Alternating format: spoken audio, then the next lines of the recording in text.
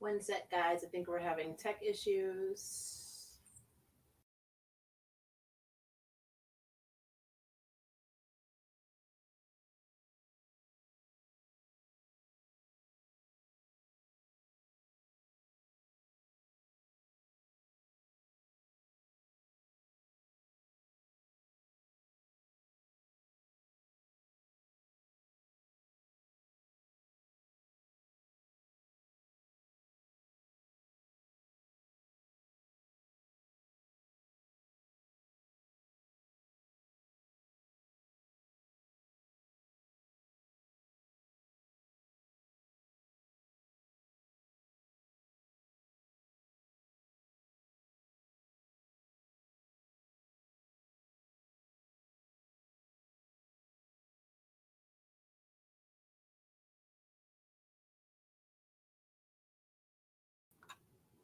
Hey guys, sorry about that. Tech issues galore this morning, apparently. I guess StreamYard knows it's Sunday.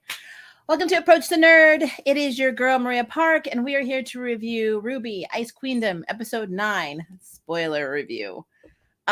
This episode was pretty damn good. But I had to take notes on this because there were some things going on in this episode that some were homage to like RWBY, some were for RWBY, like RWBY Chibi from when they used to play that on YouTube. And then there are other things going on that I just thought were really, really interesting.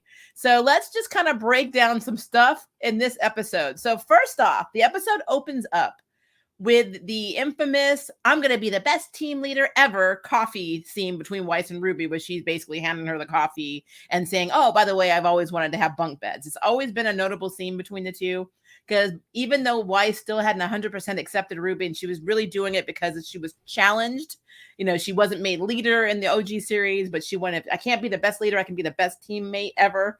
It still is pretty much the beginning of their relationship, their friendship, and their partnership. So but this had a different tone to it. So it started off the same, but then it got really, really tense and really dark, even though what they were saying and the way they were bantering was very, like, the mood or the tone of it did not match the friendship and like the connection and closeness that they have. And what I mean by that is, so Weiss tells RWBY that, hey, in the dream world, you pretty much can move freely because I trust you to protect things that are precious to me. Which, remember, in an earlier episode, Weiss said RWBY was precious to her. So RWBY kind of has a little bit of immunity as well, but at the same time, she's also probably one of the most important things or precious things right now for Weiss, because she's one of the only people that she trusts. And I love how she relates to Yang. I kind of see where Yang is going, but I wouldn't spoil you. It's just she's always coming back to the fact that Yang spoils her. But in this scene specifically, the reason I'm saying it's so tense is that Weiss, while they're talking, calls out something that RWBY probably didn't think of herself, even though there's no way she didn't know it. She says, "I understand you because basically I am you. We're both lonely." And like RWBY kind of like stops for a minute, and then you start seeing her reminiscing or seeing her mother's grave, and it's like, it's a eureka moment. Yeah. And she's like, "Wait, Weiss, you're lonely too?" And it's such a like an epiphany thing for her. It's like, wait, what? But the reason for me it got a lot more tense is because if you listen to what they're saying, like Weiss says, "Okay, well, everything precious has to go to sleep." And she's like, "This is your dream," because we know RWBY was affected by the Nightmare Grim. So essentially all the vines that they're not even paying attention to that are around them are an indicator that this is actually RWBY's dream, which we saw at the end of the last episode. But Weiss is like, "You're going to soon go to sleep too forever. And then I'm going to go to sleep forever." And RWBY's like, "Okay." I'm like, but if you really look at it, like just step back and think about the tone of that scene, it's like two friends making a suicide pact. Life's hard.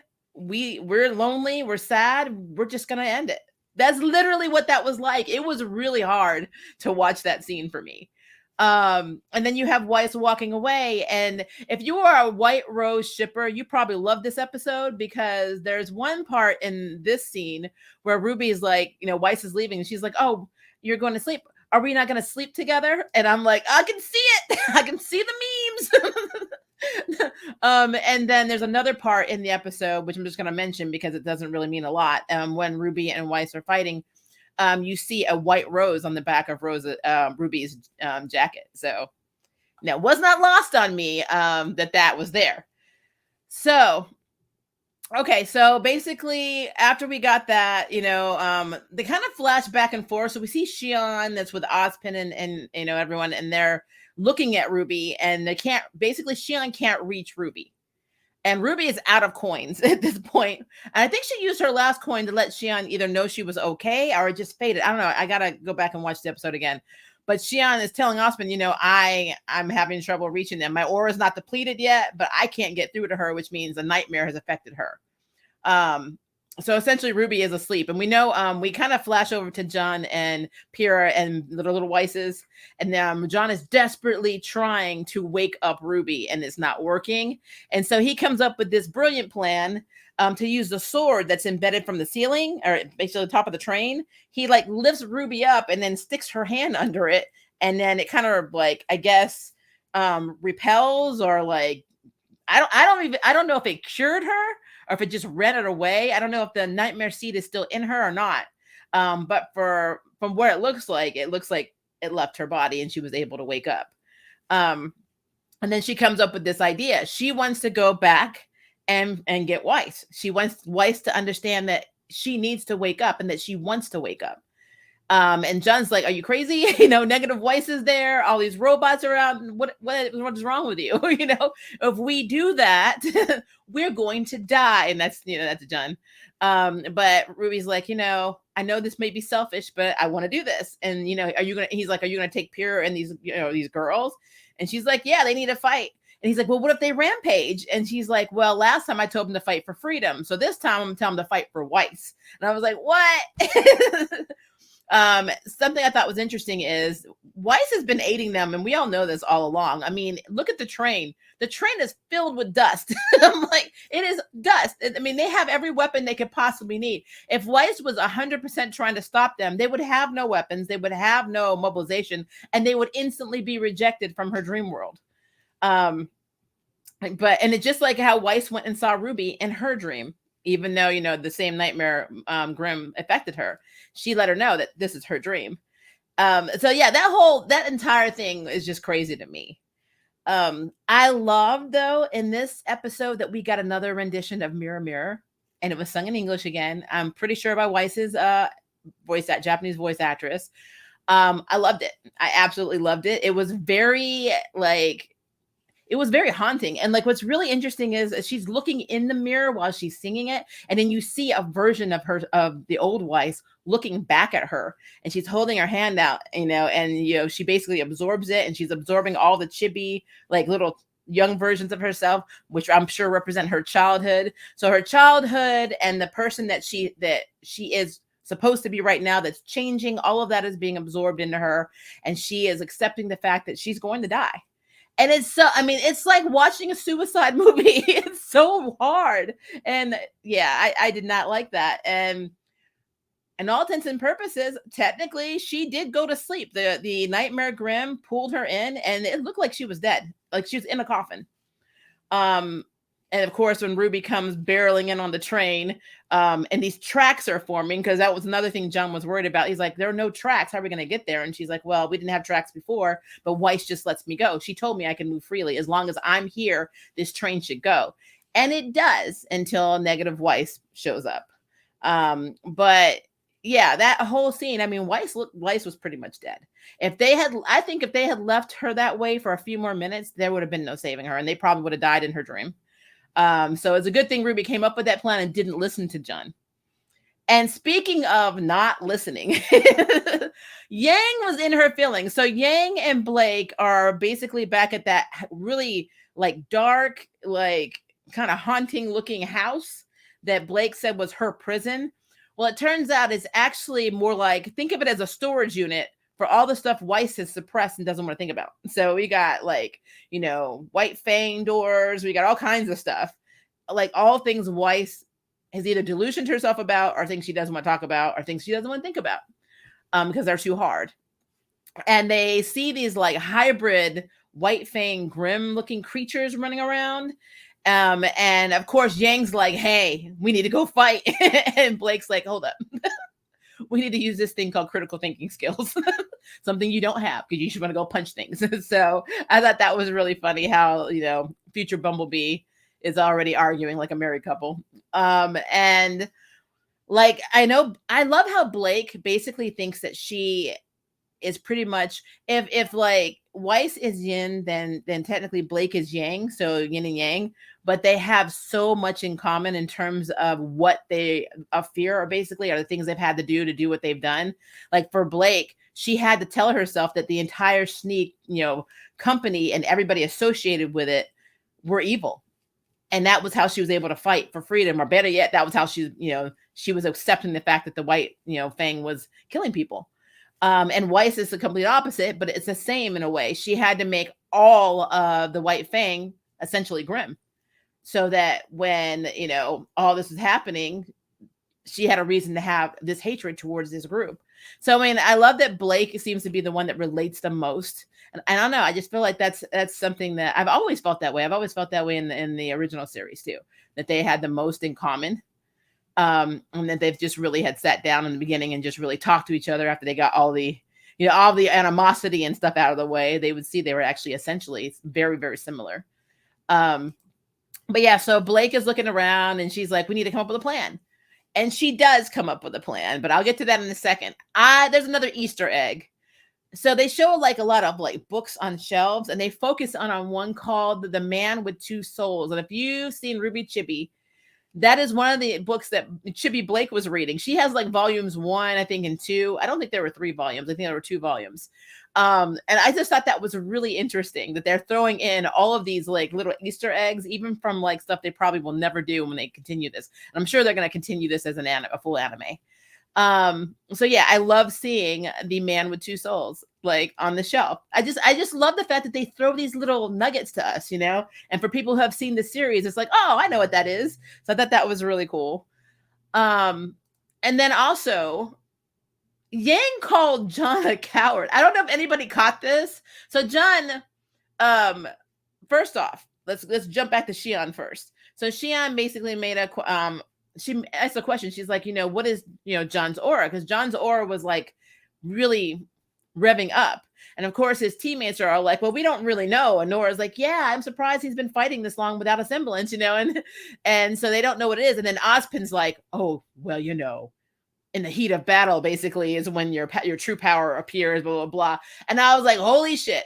Because they focused on RWBY, which means they're going to talk about freaking Silver Eyes. And I'm right back in the series where we see her use them in the basement of that creepy little house that had all the Grimm in the basement, and then the freaking huge Grimm they were fighting when they were still in the ship to go to Atlas. It's like, I think they're going to use her Silver Eyes as literally the overall thing that saves everything.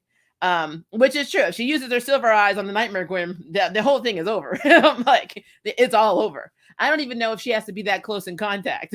Honestly, she uses her Silver Eyes. I really feel like it's done. But we're only in episode 9. There's 12 episodes, so we still got a few episodes to get through. So something else is going to happen.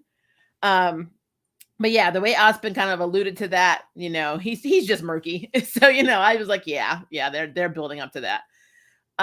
So back to Yang though. When Yang was talking to Blake, she's like, oh, well, we need to do something. I'm going to be like John, just coming into the freaking, dream with an immunity like a coward. I'm like, damn, how is that a coward? We just established that John is in this dream with immunity, but an extreme allergy to the Nightmare Grimm, to the point where if he's in contact with this thing, it could kill him. That's not being a coward. Yang was not being fair. That was not fair.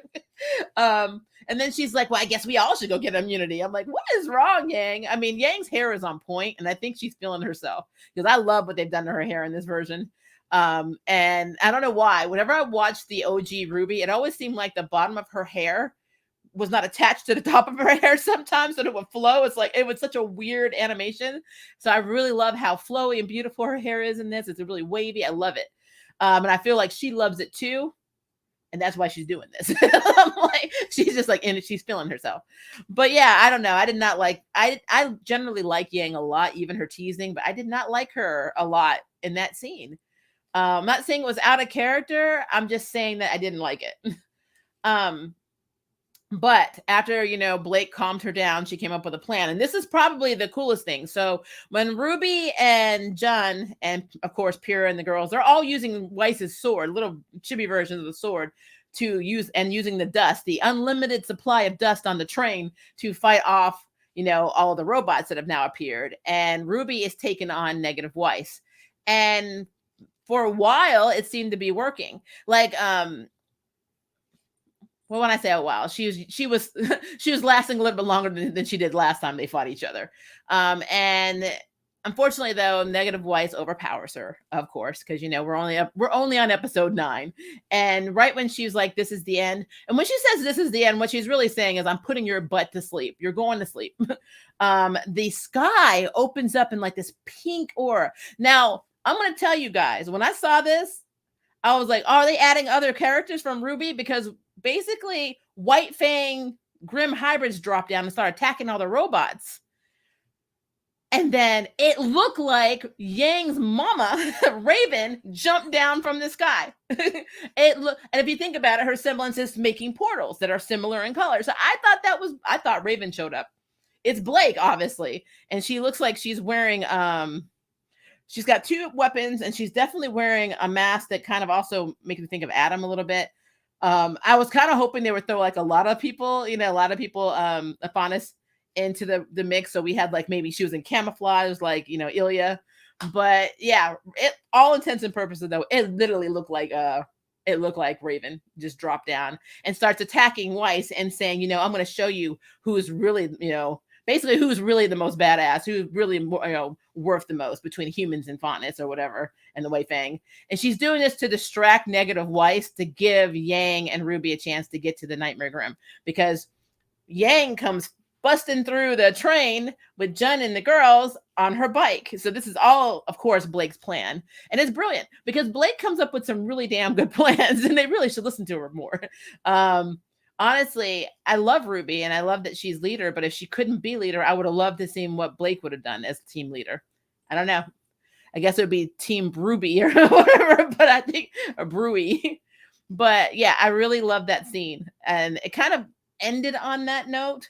But I don't know. I just feel like there's a lot going on. And at the end of the day, Ozpin pretty much has shown me that Ruby's going to use her silver eyes. And that's what's going to take out the Nightmare Grim. That's what I think is going to happen. Because there's no reason to talk about, in the heat of battle, powers will appear, that pretty much will F everything up. Because John's power, as we know, his semblance is he's basically an aura battery. He supercharges other people's aura so that their semblances are hyper strong or super strong. So I don't foresee that being, I'm not saying he can't use that, but because considering this is non-canonical, is it? It's technically non-canon. But I feel like they're not going to introduce his semblance in this arc. Again, there have been speculations. A lot of people have been saying that they're going to continue this anime. So we're not just going to get the Ice Queendom arc. We're going to get other stuff. And I'm really hoping that's true. I really would love for them to like pretty much flesh out all the volumes. I think that would be very cool. Start seeing stuff from perspectives, the characters' perspectives that we didn't really get to do because it was so rushed. So yeah, I think... Do you think it's semi-canon? Hi, Kevin. Happy Sunday. Just saw that. I'm sorry. Yeah, I think it's semi-canon too. I think they can't say it's completely canon, but they do have enough canon elements to make it that way. They're just adding in new elements, like Xion, a completely new character and creation for the show. So, but yeah, I really think that the whole end all is going to be Ruby's silver eyes. And it's going to be interesting if that does happen, because that will make it non-canon, because she does not do that for the first time until later on. So yeah, I'm curious to see how that plays out. But, and I mean, I could be wrong. They may just be alluding to it and we as fans just know that's going to come. And it's just basically an antidote. Because again, Ozpin is very he's murky. He's a little murky. But yeah, all in all, I really, really enjoyed this episode. I'm super excited for 10 because, like, every episode, I feel like the action is just like bumped up. Now, if I had to complain about something, I kind of wish that Ruby was more in danger.